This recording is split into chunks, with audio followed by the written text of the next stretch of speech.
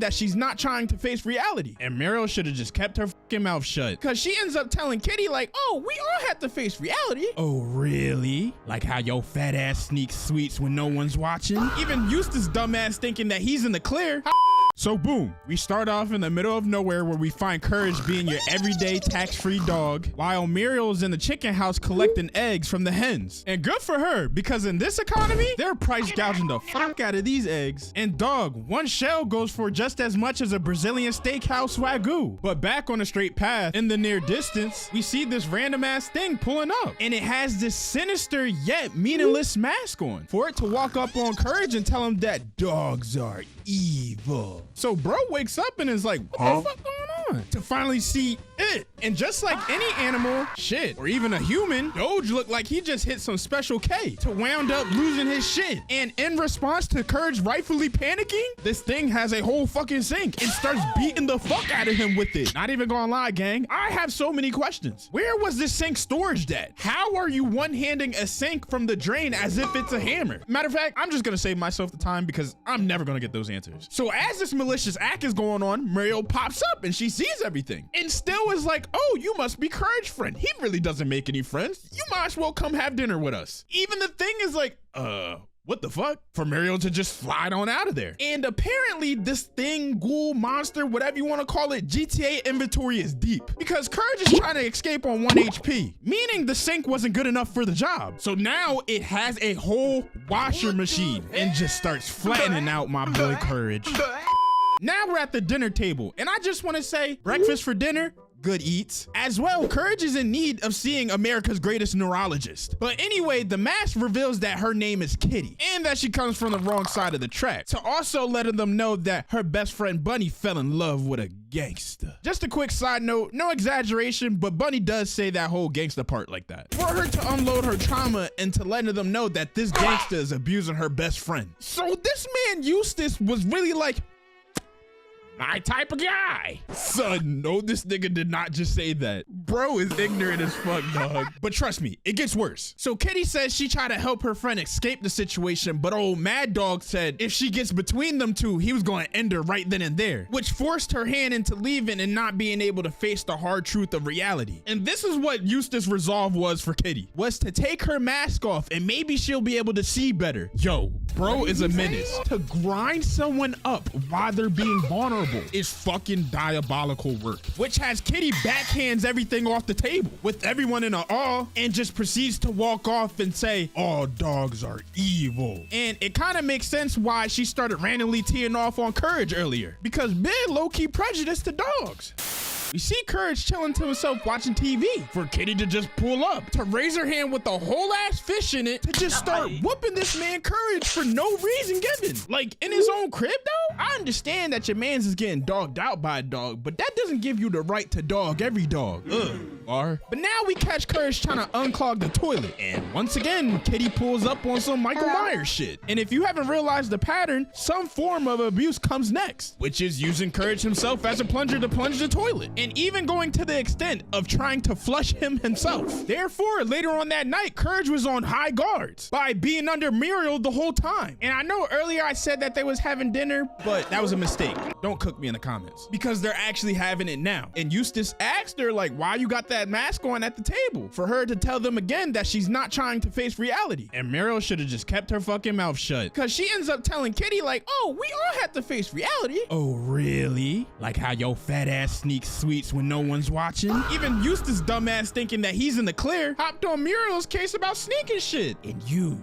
swear you can fix anything, but you couldn't even put a band-aid on a visually open cut. Fake ass handyman. And that was pretty much it with dinner. Kitty housed both of them in their own house. Damn. It's bedtime and Muriel's showing where Kitty's gonna be staying at. So she gets comfortable and everyone's off to bed now. But Courage had other plans and he wanted to play PI. And he started to peep through the peephole on Kitty to see her messing around with this toy mouse. You know, nothing out the ordinary so far. But she's finally taken off the mask and Courage is low-key geeked to reveal that Kitty is a whole cat. I mean, kitty, cat. It was right there in front of us. Nevertheless, Courage just loses his fucking shit. Like, bro is really tripping balls right now. But it actually makes their beef funny because cats and dogs really don't coincide. And cats really be lacing up dogs for real in IRL. Also, to add icing to the cake, if we rewind this episode back to when Courage was watching TV, they was foreshadowing this event from the start to main man laughing at his own impending doom. Nice job, Mr. Dilworth. But back on track. So frantically, Courage locks her in her room and does the race all the way back to Muriel and Eustace, waking them both up and trying to do his best impersonation of Kitty. Yet, for how complex each one wasn't even a close description. And they was looking at him like,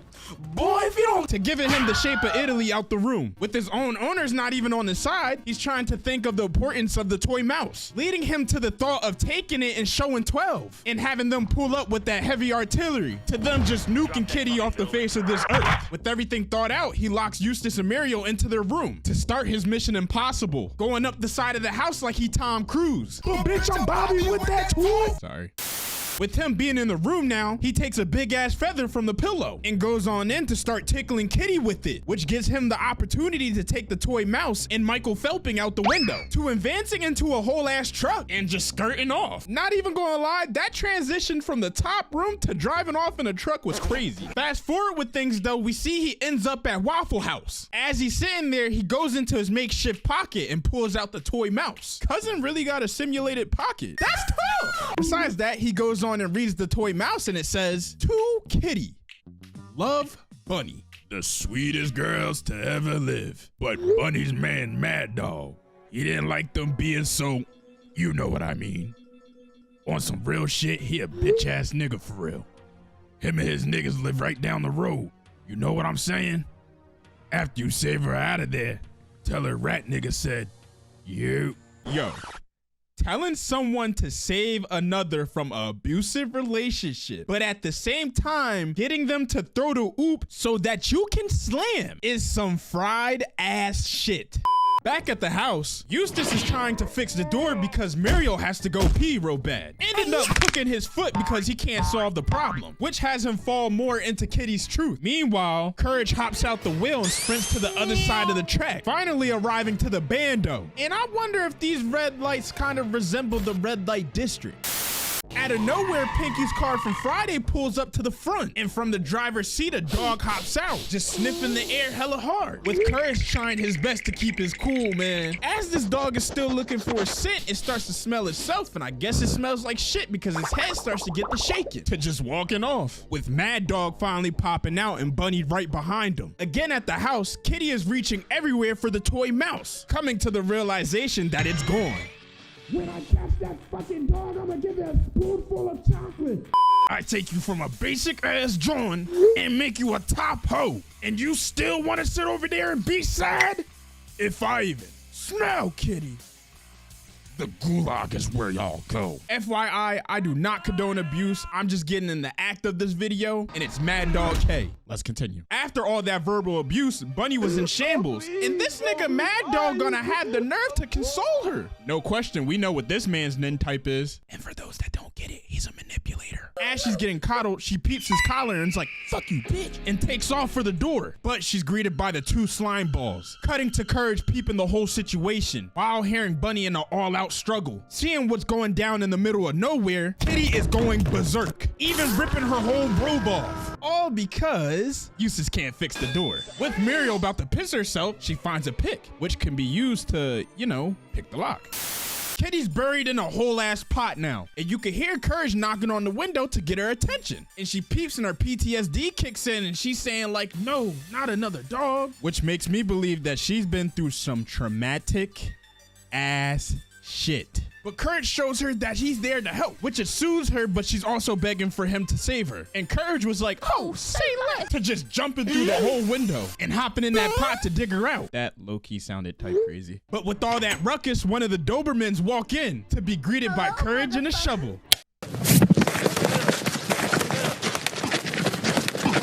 Fight back, nigga! Fight back, nigga! He needs some milk.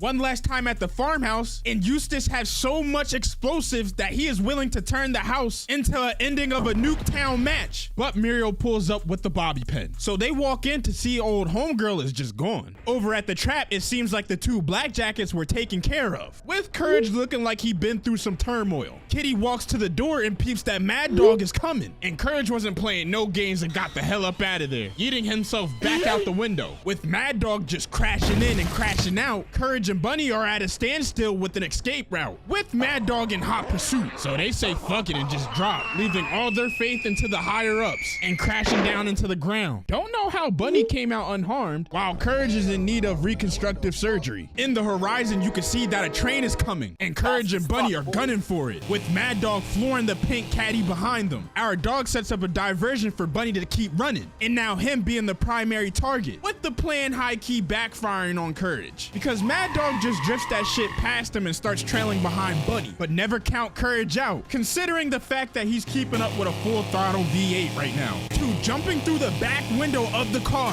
and grabbing the steering wheel, pulling the car onto the train tracks. You can't tell me that Courage isn't in the 4th locked in right now. With the oncoming train, these fools screaming their heads off, Courage hits the ejecto button and the whip slams right into the train, causing a bunch of commotion, resulting in Mad Dog pretty much being DED, man. With Bunny giving her biggest gratitude to Courage for being the actual big dog. Ooh, you see what I did there? No, it's okay.